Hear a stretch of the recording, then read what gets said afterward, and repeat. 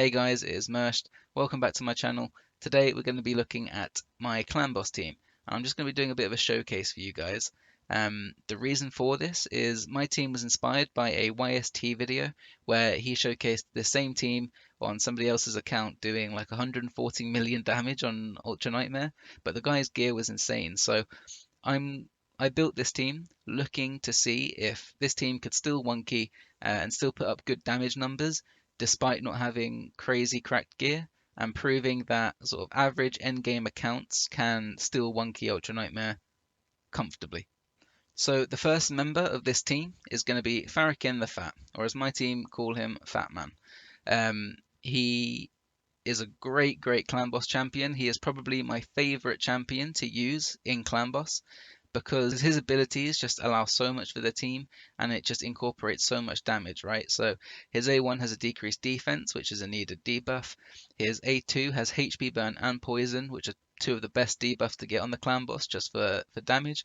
Every time the clan boss takes a turn, the HP burns and the poisons are going to proc. Then he has a wonderful A3 where he increases his allies' crit rate and crit damage by 30% each.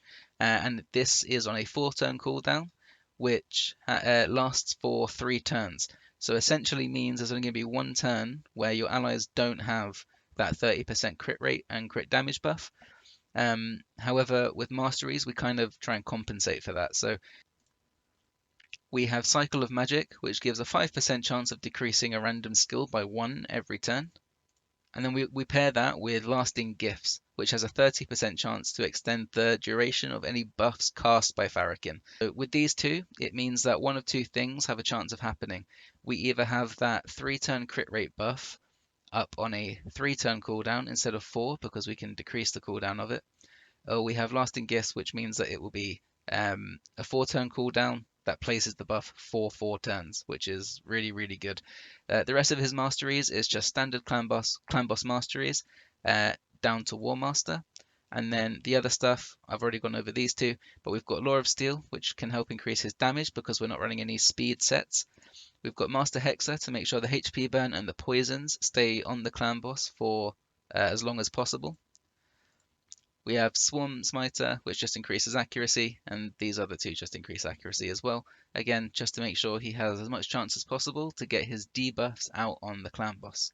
And then just showing Farrakin's stats. So with this team, we need him to also be the stun target. So he just basically throws himself out on the line. He buffs your whole team and he takes one for the team at the same time. What more could you want from a champion? With his stats, we've literally got him in as low defense as possible with 32, almost 33,000 HP.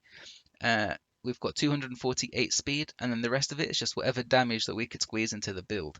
Now, what's important to note is that Fahrakin is the only champion in this team who will need as close to 100% crit rate as you can get him. And this is because he doesn't increase his own crit rate with that A3 ability. So it means all the other champions that I'm going to show you, they're going to have much less crit rate in their build because Farrakin is providing it for them. And then you just need enough accuracy to make sure he is landing those debuffs. Then we move on to the champions who we actually need in the team to make sure that the team works, right? Make sure the team makes it to that 50 turns, which is like the standard turn for unkillable. And we'll start with Roshcard the Tower. So he is the fastest person in the team.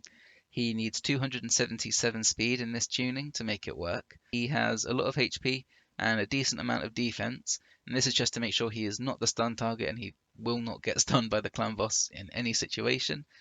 Unless it's affinities, but we'll talk about that later. All you need from him is whatever damage you can squeeze in. So as I said, this isn't a showcase of some crazy team trying to go for a world record. This is trying to show you how this team functions with sort of average or even below average end game gear. So as you can see, we've got overtuned crit rate, but we have very low crit damage and quite low attack, considering that his A1 scales from attack. The other thing to note with him is that he does need to be booked on his A3. But to be honest, nothing else needs to be booked. This is just going to give him more damage, and his A2 is going to be turned off for the whole fight anyway. I have got lucky enough to be able to get him awakened, which means I can put Brimstone on him. I'm not going to go into detail of what Brimstone does, but for clan boss teams, it is crazy, especially clan boss teams where you don't have the like the debuff bar for the clan boss at the top of the screen. It only caps. It has a cap of 10 debuffs, and with this team, Farrakin is the only one really placing like a high number of debuffs on the boss. So there's plenty of room for Brimstone to do its thing. And what I will say is that it has actually increased Roshcard's damage in this team by about 4 to 6 million, depending on the run. Before this, he was doing maybe less than 10 million damage, maybe a bit more than 10 mil. However, because of Brimstone, it pumps him up and sometimes he's hitting 14, 15, 16 mil. In terms of his masteries, we just have standard clan boss masteries in the offense tree going down to War Master because we're going to get a lot of A1s thanks to Farrakin's A3. And then we've gone defense tree, pretty much just for deterrence, right? So every time a champion gets stunned, aka Farrakin, there will be a 20% chance to counterattack when he takes that stun, right? So it's just nice for squeezing out that little bit of extra damage. And then moving on to the second champion, we have Helicath. So Helicath, recent fusion, a lot of people do have him just because he is crazy, crazy good. We'll start off by looking at his skills. So his A1, similar to Farrakin's, except instead of a decrease defense debuff, it is a weaken. So his A2, we actually turn off for this. It doesn't need to be booked or anything. We're not using it for this team. His A3 does need to be booked. Again, it's block damage like Roshcard the Towers on a 4-turn cooldown. Except it can also add increased defense on your allies. So it essentially means that he will make himself do more damage when a block damage debuff placed by him is sort of removed. And then his passive, which again just helps squeeze out more damage and make sure that his weaken has more uptime. Every single time a champion under block damage takes a hit, he will counterattack, which again, as I said, gets that weaken out more consistently. In terms of his stats, he's just got a solid amount of HP, as much defense as I could squeeze onto him. 247 speed, 82% crit rate, because Farrakin's going to provide the rest to take it to 100. Whatever crit damage we could squeeze into the build, and then enough accuracy just to make sure he is landing that weaken debuff. In terms of his masteries, he has standard clan boss masteries going down to War Master, and we've also grabbed Stoke to Fury, which will do 4% increased damage for every debuff he has on him. Now, because we're not running block debuffs or any cleansing in this team, sometimes the teams, or sometimes the champions do get a tick of poison, and essentially this just means that when we have that poison on, we're doing 4% extra damage. And then in terms of the support tree, we've just got a bit more HP. We don't need that shield, but I use him in other places. We have Swarm Smiter, which is increasing his accuracy. We've got Law of Steel because we don't have any speed gear on him. And Law of Steel will essentially means that any artifacts that we're using that give set bonuses, we can get more damage. And then Sniper, just to increase that chance of getting the weaken out there. Moving on to the third champion of 3, who actually helps make this team tick, is Seeker. Now, as I mentioned with Helicath, sometimes the champions do take or do have a poison debuff on them. And unfortunately, with this speed tune, it can mean that that poison debuff will do a bit of damage on Seeker and lower his HP to the point where the clan boss will switch his stun target from Fahrakin over to Seeker. So to counter that, we're just making sure that we have a one set bonus of immortal, which is just 2 pieces in total, and that just counters the HP loss from the poison, right? The rest of it can be whatever you want, just get the best stats that you can. So my Seeker stats, again, 31k HP, 2,500 defense, because we don't want him to be the stun target, 254 speed. I've got accuracy in the build just because I want to use him in other places. Then aside from that, it's literally just whatever damage we could squeeze onto him. I've got 244% crit damage with 70% crit rate, again thanks to Fahrakin, and then just 3k attack. In terms of his masteries, we just want to go for the counterattack mastery from on the defense tree, and then standard clan boss masteries on the offense tree, going down to War Master. Then the final champion in the team is Ninja. Now, Ninja is the reason that this team is able to one-key clan boss. They all put up solid numbers, like they all put up, as you'll see at the end, around 10 to 15,000. However, Ninja puts up absurd numbers in this team, and because he's allowed to go 50 turns, we get so much value from his passive, right?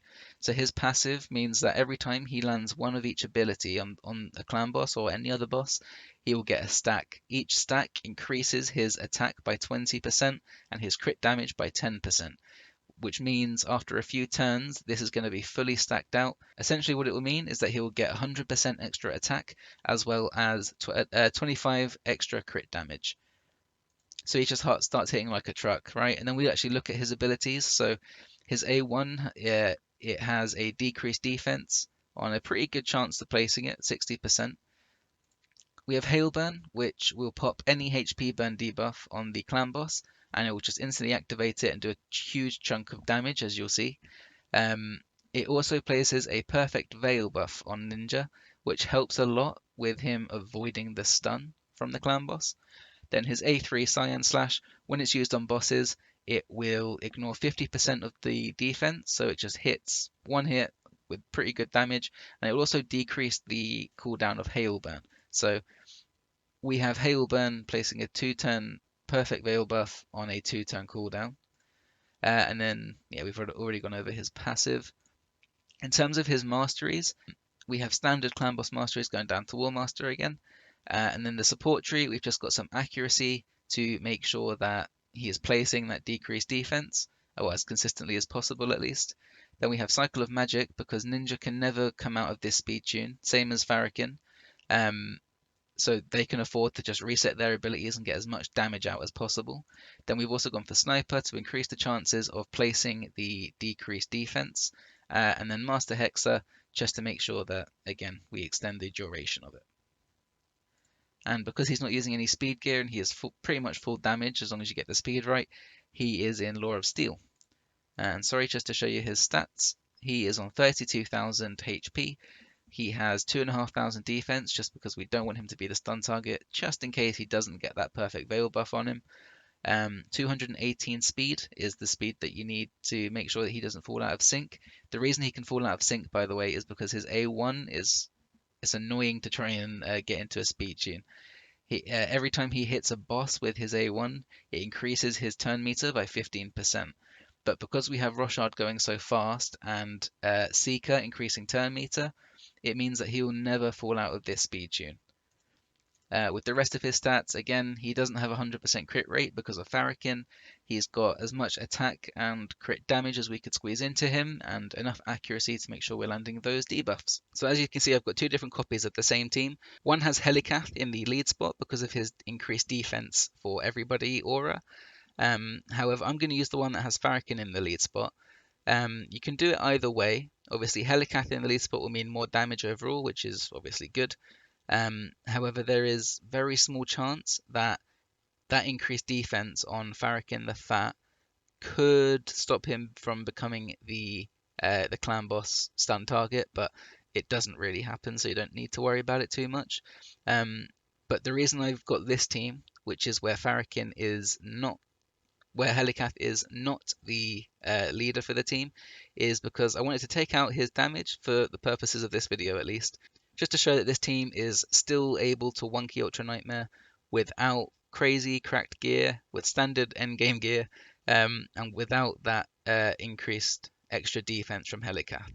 With it, it just means he'd hit even harder, and his total damage would obviously be a lot more. But in terms of the setup, Farrakin, it doesn't matter what order you do his abilities in, so you can just set it up to do the most damage, right? So his ally attack is the first one that comes out, just to make sure we have as much uptime as possible on the increased crit rate, increased crit damage for everybody, and also it gets an ally attack in nice and early. And then his A2 is on second priority, and this is the one that just pops HP burns and poisons. Then you've got Helicath coming in. Now, Helicath needs to start with his A1, and then after that point, you just need to make sure that his block damage is on first priority. And I would suggest turning off the A2 just because his A1 ends up doing more damage than his A2 would do. And the shield can lead to complications with who the clan boss decides to target with the stun. Just because if you come up to that stun turn, and say half your team have shields and half of them don't, then the clan boss is more likely to target people who have more buffs. So it can stop Farrakin, therefore becoming the stun target and messing up the team, which we don't want. But yeah, after that, after these first 2 turns, it is just full auto, by the way. Then with Ninja, again, it doesn't matter what order he uses his abilities in, he'll never fall out of sync, hence why he's got the refresh mastery. So we can just leave him how he is. He'll prioritize Hail Burn, then Science Slash, and then obviously his A1 till he gets Hail Burn back up. Then you've got Roshcard. Roshcard just needs to start the fight using his block damage ability and turn off his A2 because we don't want to use it. It wastes debuff slots and it doesn't do as much damage as his A1 will do. After he uses his block damage turn 1, he'll stay in tune for the whole fight. Then with Seeker, we just need him to start with his A1 and he will use his A2 whenever it's up anyway. We just want to tell him to start with this and don't boost turn meter straight away or it can mess up the speed tune. So this is a run that I did earlier. I did it on Void straight after reset. And whilst it's running, I'll just talk you through how you go about countering the different affinities, right? On Void, obviously I've shown you the setup, it'll work fine, and it will use the exact same setup with the exact same like champions. You don't need to do anything for Magic Affinity as well, because Fahrakin will still be the stun target over Helicath, who is the other spirit, the spirit affinity champion. So with those 2 affinities, you don't need to do anything, and it will 1-key on both of them, absolutely fine. With Force affinity, we have 3 magic champions, right? So the clan boss will just not target Farrakin no matter what we do. And if he targets Roshcard or Seeker, it will throw off the whole tune of the comp, right? So that means we need the clan boss to target Ninja instead of Farrakin. However, this means we need to turn off Ninja's biggest damage ability in Hail Burn. So you can either bring in another DPS at the same speed, or you can just turn off Ninja's Hail Burn in the startup screen, making sure he doesn't use it for the whole fight, and that will just stop his perfect Veil buff going on him to make sure the clan boss can actually target him. And because he is the one who is set up out of the other 2, out of Roshcard and Seeker, he will be the one to tank the stun and the comp will run fine. But because it's Force and we have 3 magic affinity champions, we will have a lot of weak hits, which means that the damage is just going to be lower. It's just what it is.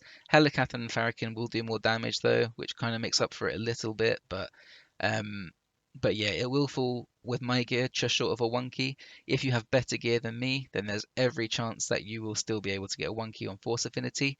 The only time that we have to change a champion out is with Spirit Affinity. So we don't have any debuff cleansers, hence why we have to put Seeker in that immortal gear. But because we have no debuff cleansers, it means that we have no way to deal with that decreased speed which comes out from the Spirit Affinity.